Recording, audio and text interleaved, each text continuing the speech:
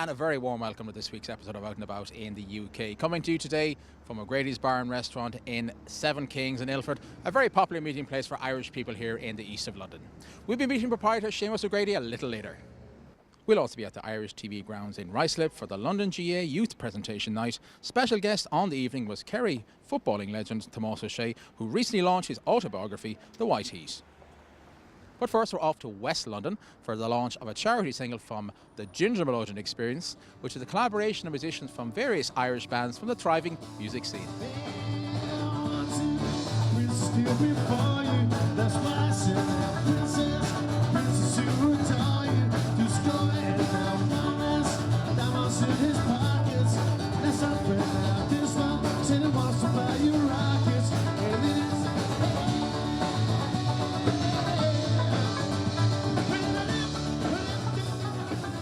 Ronan, you're one of the founding members of the Ginger Meledoen Experience. Tell us about how the whole thing all came about.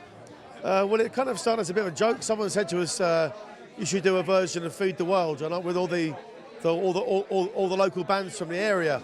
So it's kind of the rule that once someone says something like that, it has to be done. Then, so that's kind of our rule. Somebody comes up with something, and then we have to put that we have to kind of follow it through. So that's how it started, really, just doing it as a bit of a sort of tongue-in-cheek version of Feed the World. Everyone took a line, and it was great. And then I think we made the first time something like 1,500 quid or something for St Luke's Hospice, a local charity here in Harrow.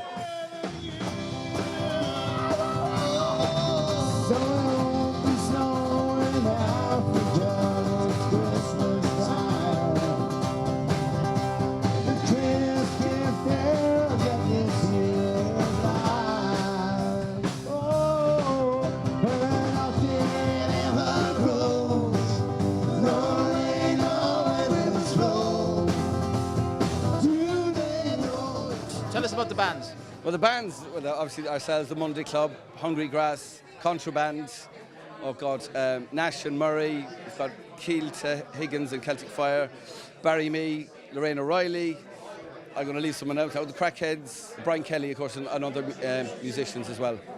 Enda Malloy is the head hunter, fair play to him, it's his idea. He puts it all together, he's a magical kind of a guy.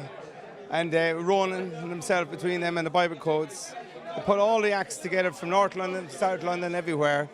And it's a great time for us to get together, but it's also for a charity. And this year is the British Heart Foundation, which is one of my favourites. Christy Cassan passed away recently. He was a very prominent member of the London Irish community and the Kerry Association, and a big man in Kerry. And a good friend of ours, Tara Cronin, was a good friend of his. So we sort of came to her and said, "Look, do you think the family would mind if we did something in his memory?" And we already had the song picked out, but we wanted to do something relevant to him. So we've done it for the British Heart Foundation. Christy had a heart attack, so we wanted to do something for him, really. And that's everything. Every year something has come up that's been poignant and something close to our hearts. So that was a big happening in the London Irish community in recent months. So we felt it was right to mark that. And this year we decided to do a cover of Bittersweet Symphony. Because all the bands have big trad sections, and there's fiddles and there's accordions and banjos and mandolins and tin whistles. Each year we've kind of had a song, we've kind of added a reel or a jig to it to include, so there's a big instrumental section there. We thought this year we wouldn't use that same formula. So we kind of wanted a popular song that had a big instrumental part to it. And that's got that big string line. That. We felt like that we could really do like a nice Irish version of that string section. That was really how it came about. It was to share it out between the singers and the instrumentalists. And we've got a friend who's got a studio down in Park Royal, and he does this for us at a very reasonable rate as well at Unit 2 Panic Studios in Park Royal. So it's great, like, really. No matter where I wander, I'm still haunted by your name. And a portrait of you stays the same.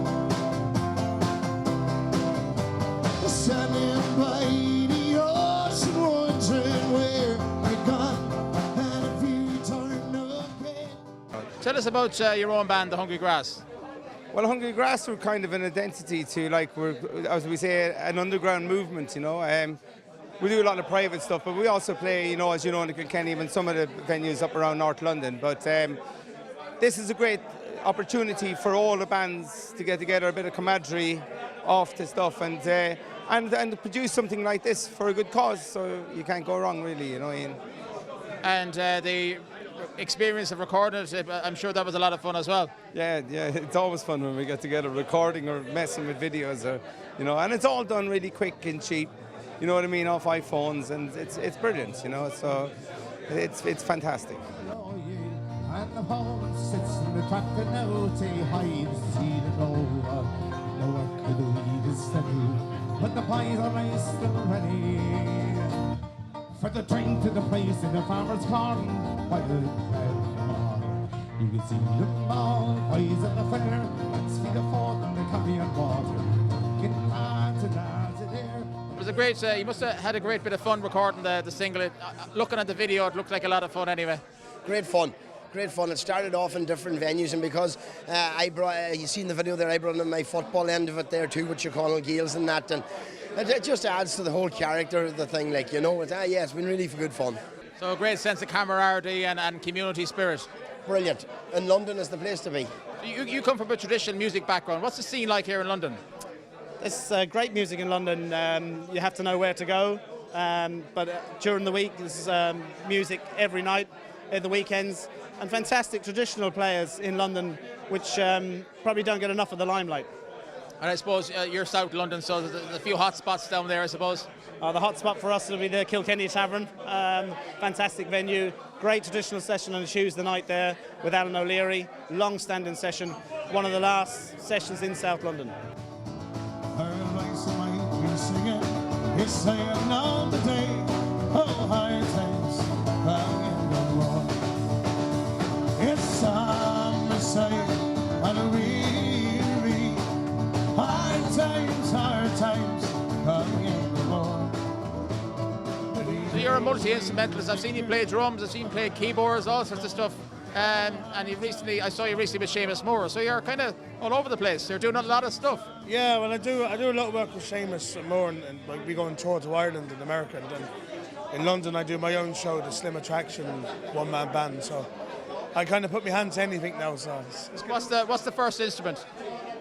Drums. I started off learning drums, and I played drums with Seamus Moore and Mick Flav and a few other bands back in Ireland, and then came back to London and started up doing a one-man band with the keyboards. I couldn't go around the pubs with a drum kit in the back, so I said I'd better take up the keyboards. Well, I know how you feel. I'm a drummer myself, and I tell you, getting around London with a drum kit is a hard thing to do, so keyboard's a little bit easier. Oh yeah, slightly handy. You can just carry it here and job done.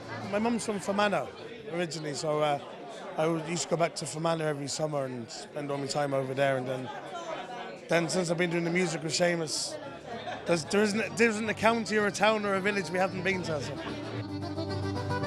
Oh, easy street, that's where I want to be, where the living is easy.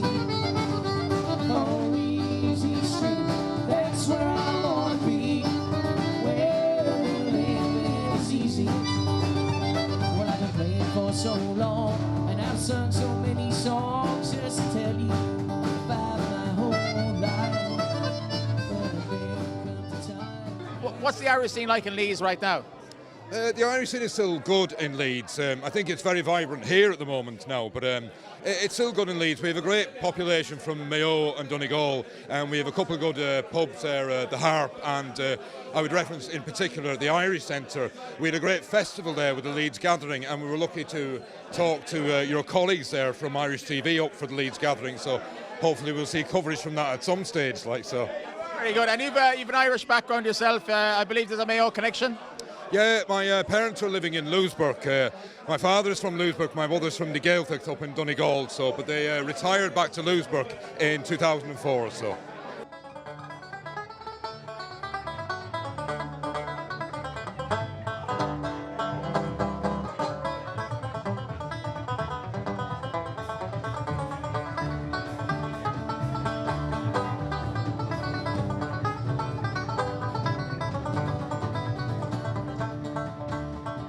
And the scene here in London, to many people back home, they probably have no idea what the Irish scene is like here in London, but in your own words and your own experiences, how would you describe it? I think it's what a lot of people say to me, especially the younger people coming over here now, is that they become more Irish than they were at home when they come to London. They're much more involved in the Irish music, the sport, so there's a great community atmosphere over here, and I think it's really positive for all the young people moving over here now. And if people want to find out more about the band and download the single for charity, how can they do that? Well, obviously on Facebook should be splattered around the place. Also, you can go to Bible Code Sundays website, biblecodesundays.com, and you'll be able to download the single for free. There's also a little Just Giving page, so if you want to donate £1, £2, whatever you want to donate to the British Heart Foundation, please do. And you can watch the video for free. There's no download fee or anything. It's just if you want to donate, that's it.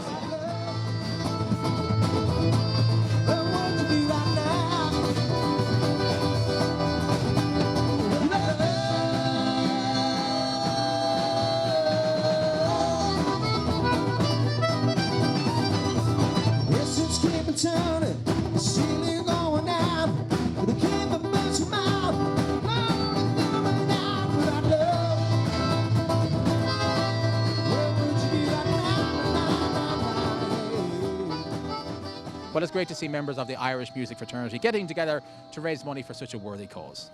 We're going to take a break right now, but do come back to us for the second half of the show.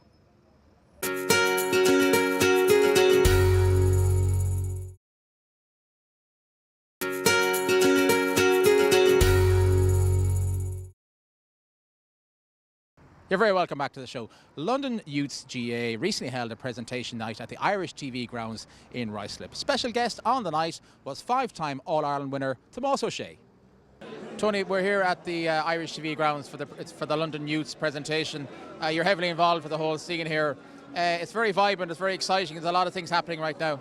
Yeah, obviously it's our end of the season. It's our third year of doing this, but we've got a big guest here tonight launching his book, and I think that's brought the extra people and given a bit of a buzz around the place.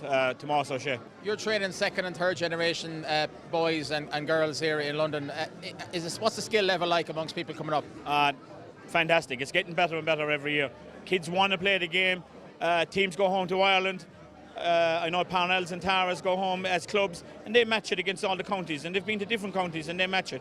Our development squads are going home, beating the likes of Sligo and Leitrim, so we're getting there. We're improving all the time. I think London getting into the Connacht Championship a few years ago has given the extra buzz to the kids. They all want to be part of it. Every year we have 3 or 4 kids training with Paul Coggins the last 4 or 5 years, and again that's a goal for every kid to try and get on. So everything is, football is as good as it has been, I would say, in London. If you want to find out more about the youth scene here in London GA, how can they do that? My email address is londonminorchair@hotmail.co.uk. There is a section on youth on the website where Lloyd, the CDA's contact, Joel, the secretary, all our contacts are there. That would be my first point, and then we'd guide you to wherever your location, where you're living, and to your nearest club. And then obviously contact them and exchange numbers. But there's plenty of opportunities. We've 10 football clubs, 3 hurling clubs, so all based all over London. Youth teams within the GA are vitally important, aren't they? Every team is vitally important, and every player is vitally important as well. And let them be the top players or the ones that is not as good, because them ones that's not as good could be the ones at the top at the end of the day. So it's very important that all the players are catered for and get playing time. That is very important, that all players get playing time. Tell us about your own club, Tyrconnell Gales. We're a good sized club. We'd be more known for our senior club than for the underage, but we're coming on with the underage now. We've good numbers coming through. We've my own teams like with the 16s and 18s. We've just had a great run this year with the under 18 team. We've got to the county final, beaten by a point after a replay. You know, and it's good for us. It makes the year interesting and goes on a bit longer. There's a great underage GA scene here in London. Yeah, and just here a year and a half myself, and I couldn't believe how structured it was here when I got here. Great amount of kids playing the game here, and it seems to be growing every year from what I believe, and they're getting stronger every year. Through working with the 16s and 18s this year, I was lucky enough to go back to Ireland with the 16s and the 2 great wins, and it just gives them belief that they compete with the lads back in home in Ireland, that they're not second class maybe to them players. Jerry, your Kerry Person of the Year. You must be delighted to have Thomas O'Shea here tonight. Absolutely delighted. He's one of the best players that ever stood on the pitch for Kerry, so we're privileged to have him here and delighted to help him sell his book in London. Kerry people here in London have always made a great contribution to the GA teams back home in Kerry. Absolutely, we love supporting him. We're privileged to watch him at many All-Irelands, and you know, we're there more than any other county, thank God. And Thomas O'Shea being here tonight is fantastic. 5 All-Ireland senior titles, 9 Munster senior championships, 3 league titles, various underage titles and club accolades, 5 All-Stars. Not a bad career. Brilliant. As I say, look, number one, I'm very lucky I was born in Kerry. Number two, I was very lucky that there was a group of players around and managers that coached us brilliantly. We had great times. We won a lot, but we also lost a lot, you know, and we had great fun along the way. You know, I suppose after retiring, the biggest thing I do miss is the camaraderie and the players and the friends you make. But we had tremendous times. Winning helped, of course, and we had a lot of that. So I'm delighted, and I can look back on my career now and say we had a good one. Like, you know, we had a very good one. You must be delighted with the turnout here tonight for your book launch. Brilliant, absolutely thrilled. Came over, didn't know what to expect, but typical Irish abroad, you know, they support everything from home, and brilliant turnout. A lot of young lads here as well, which was great, and the book is going well, so delighted with everything, you know, delighted with the London Club and Ruislip here for having me even, and Jerry Rochford for helping out, so it was great, mighty. Tell us about the book. It's called The White Sheet. It's an autobiography of your career in sports. Can you give us a bit of an insight into it? Well, I suppose, look, playing with Kerry, we were actually very lucky that I played in 11 All-Ireland finals, which was brilliant, and I suppose we came across some of the best teams and the best players in the country, you know. We had a couple of tough managers. We had Paddy O'Shea, we had Jack Connor, we had Eamon Fitzmaurice, we had Pat O'Shea, and played with some of the greatest footballers that ever played the game, in Colm Cooper, Seamus Moynihan and Darragh O'Shea, you know. Unbelievable footballers, Maurice Fitzgerald. So look, there's a lot of funny stories, there's a lot of ups and downs. Hopefully it gives a better picture about Kerry football and what the tradition and it means to Kerry people, and we travel the world, we had great fun. So there's a lot of that. There's a serious side of it, and there's a bit of my own personal life growing up and what football means to me. So there's an amount in it. You know, I hope it's a good GA read for people. There's a lot of interest in Kerry football, so hopefully they'll see that in the book. Is it available to buy online? It is available to buy online, yeah. I think Gillian Macmillan have it online, Eason's have it online, and hopefully it's available in most bookshops in Ireland as well. Many thanks there to everyone at London Youth GA for putting on such a special evening.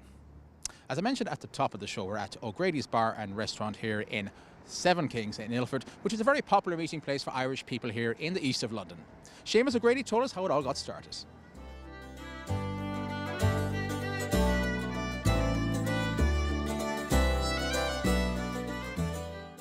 I always said that we'd always love to open a business in somewhere along here if we got the right premises.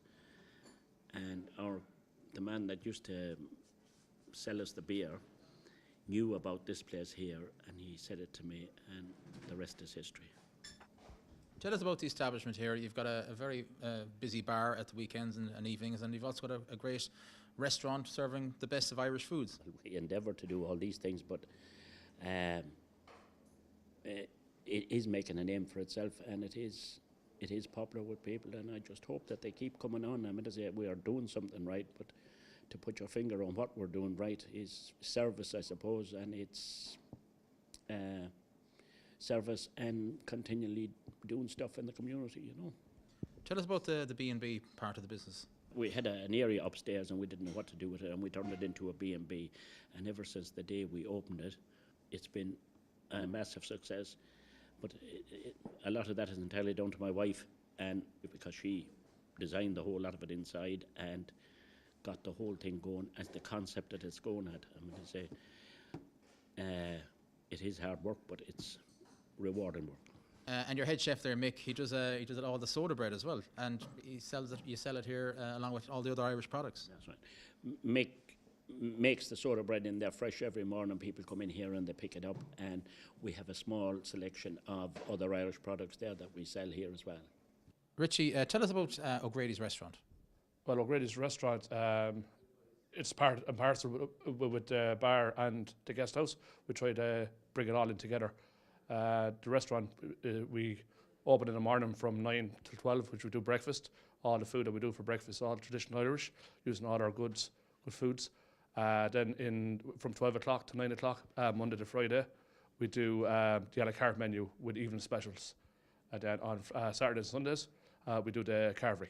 And our Sunday carvery is very famous around the area. And you've also an Irish chef there. Michael has been cooking up a storm in the kitchen, and we had a lovely steak there earlier on. It's wonderful. Yeah, Michael is on board with us now since we took over last year. He's from Meath. He has over 30 years experience. He's very good, excellent chef. And you also mentioned when we were speaking earlier on about traceability of your meats, and all your meat is Irish. Yeah, we have a butcher that's in the area. He's actually Irish as well. He's from Kildare. Andy is his name. So Kildare Andy, we call him. But he looks after us as all our meat. How important is the traditional Céad Míle Fáilte? Very important. Our own Irish people expect it when they come in. Then our visitors all expect that. We're renowned for having a very warm welcome when we come in and being looked after. And Richard, tell us about some of the different types of functions you have here, because you can cater to all sorts of groups. We cater for 18th, 21st, engagement parties, weddings, and any type of functions that people need the premises for. Whilst we have a lot of Irish coming in, we have a lot of Welsh, Scottish, English, Indian, Australian, so it's multicultural, which is great when it comes down to sport, as you have a great bit of banter and a joyous occasion, you know. Sport obviously is a big part of what O'Grady's is all about. Absolutely, everything from Premiership to Gaelic games to horse racing, even down to cricket and snooker. But as you can see, we've 90-inch HD screens and they're there for a reason, you know. You have a lot of live music and live bands here at the weekends. Oh, correct, yeah, we've live music Friday right through to Sunday, but also our live music's followed by a DJ, so that suits the younger generation. So we try and cover all aspects. Bit of live music up until 11:30, and then the DJ follows through till 2.